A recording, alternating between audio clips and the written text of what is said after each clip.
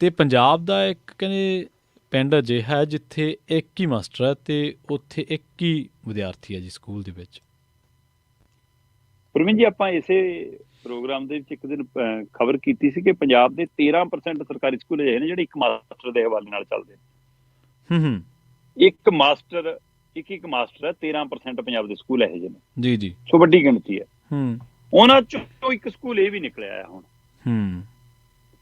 ਇੱਥੇ ਠੀਕ ਲੱਗਦਾ ਇੱਕ ਮਾਸਟਰ ਕੇ ਕੋਈ ਚੱਕਰ ਨਹੀਂ, ਨਿਆਣਾ ਹੀ ਇੱਕ ਹੈ ਜਦ ਉਹਦੇ ਕੋਲ। ਹੂੰ। ਮਤਲਬ ਪੰਜਾਬ ਦਾ ਮਾਡਲ ਸਰਕਾਰੀ ਸਕੂਲ ਹੈ। ਠੀਕ ਹੈ ਜੀ।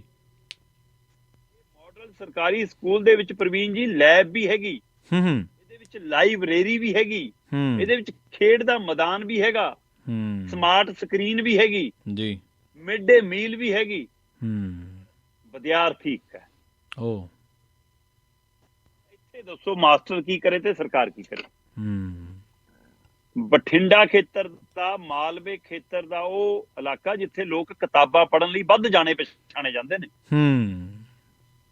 ਉਸ ਬਠਿੰਡਾ ਖੇਤਰ ਦੇ ਇੱਕ ਪਿੰਡ ਦਾ ਇੱਕ ਸਰਕਾਰੀ ਸਮਾਰਟ ਸਰਕਾਰੀ ਸਕੂਲ, ਜਿਸ ਪਿੰਡ ਦੇ ਵਿੱਚ 40 ਤੋਂ ਵੱਧ ਘਰ ਨੇ,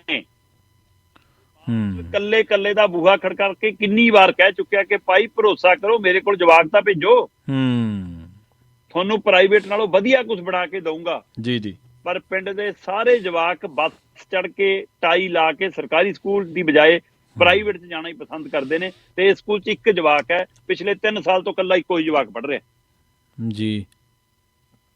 ਤੇ ਉਹ ਜਵਾਕ ਕਹਿੰਦਾ ਜੀ ਭੇਜਦੇ ਨਹੀਂ, ਮੇਰੇ ਨਾਲ ਦੇ ਆੜੀਆਂ ਦੇ ਮੰਮੀ ਪਾਪਾ ਜਵਾਕਾਂ ਨੂੰ ਕਹਿੰਦੇ ਇਸ ਤਾਂ ਨਿੱਜੀ ਸਕੂਲ 'ਚ ਭੇਜਾਂਗੇ, ਪ੍ਰਾਈਵੇਟ 'ਚ, ਇਸ ਲਈ ਮੈਂ ਇਕੱਲਾ ਹੀ ਆਉਣਾ ਜੀ।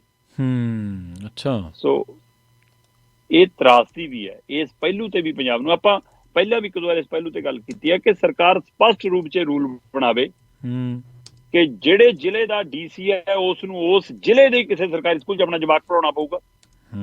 ਉਸ ਜ਼ਿਲ੍ਹੇ ਦੇ SSP ਨੂੰ, ਅਧਿਕਾਰੀਆਂ ਨੂੰ, ਸਰਕਾਰੀ ਮੁਲਾਜ਼ਮਾਂ ਨੂੰ, ਸਰਕਾਰੀ ਮਾਸਟਰਾਂ ਨੂੰ ਆਪਣੇ ਜਵਾਕ ਜਾਂ ਪੋਤੇ ਪੋਤੀਆਂ ਸਰਕਾਰੀ ਸਕੂਲ 'ਚ ਪੜ੍ਹਾਉਣੇ ਪੈਣਗੇ। ਪਿੰਡ ਦੀ ਪੰਚਾਇਤ, ਪਿੰਡ ਦੀ ਸਰਪੰਚ, ਜੇ ਉਹਦੇ ਜਵਾਕ ਨੇ ਜਾਂ ਉਹਦੇ ਪੋਤੇ ਪੋਤੀਆਂ ਨੇ, ਦੋਤੇ ਦੋਤੀਆਂ ਨੇ, ਜੇ ਉਸ ਉੱਥੇ ਦੇ ਨੇ ਤਾਂ ਉਹਨੂੰ ਸਰਕਾਰੀ ਸਕੂਲ ਪੜ੍ਹਾਉਣੇ ਪੈਣਗੇ। ਜਦੋਂ ਤੱਕ ਇਹੋ ਜਿਹੇ ਨਿਯਮਤ ਨਹੀਂ ਆਉਂਦੇ ਤਦ ਤੱਕ ਸਰਕਾਰੀ ਸਕੂਲ ਪਾਰ-ਤਾਰਾ ਨਹੀਂ ਹੁੰਦਾ। ਸਭ ਤੋਂ ਵੱਧ ਡਿਗਰੀਆਂ ਵਾਲੇ, ਆਪਾਂ ਗੱਲ ਉਸ ਦਿਨ ਖਬਰ ਵੀ ਕੀਤੀ ਸੀ ਕਿ ਕਿਸ ਸਥਿਤੀ 'ਚ ਨੇ ਪ੍ਰਾਈਵੇਟ ਸਕੂਲ। 80% ਮਾਸਟਰ ਉਹ ਵਿਦਿਅਕ ਯੋਗਤਾ ਨਹੀਂ ਰੱਖਦੇ। ਹਾਂਜੀ ਹਾਂਜੀ, ਬਿਲਕੁਲ। ਉਹਦੇ ਬਾਵਜੂਦ ਵੀ ਸਾਨੂੰ ਨਿੱਜੀ ਸਕੂਲਾਂ ਤੇ ਉਹਨਾਂ ਦੇ ਚਕਾਚੌਂਧ ਤੇ ਉਹਨਾਂ ਦੇ ਦਿਖਾਵੇ ਤੇ ਭਰੋਸਾ।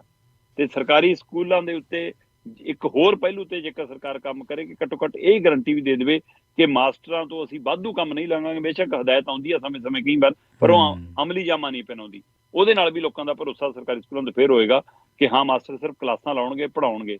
ਸੋ ਪਰ ਆਹ ਸਕੂਲ ਦੇ ਹਵਾਲੇ ਨਾਲ ਇੱਕ ਹੋਰ ਫਿਕਰ ਉੱਭਰਿਆ ਕਿ ਆਹ ਕਿਸ ਸਥਿਤੀ ਦੀ ਸਕੂਲ ਹੈ ਕਿ ਇੱਕ ਸਕੂਲ, ਇੱਕ ਮਾਸਟਰ ਤੇ ਇੱਕ ਜਵਾਕ। ਜੀ, ਸ਼ਰਮਾ ਜੀ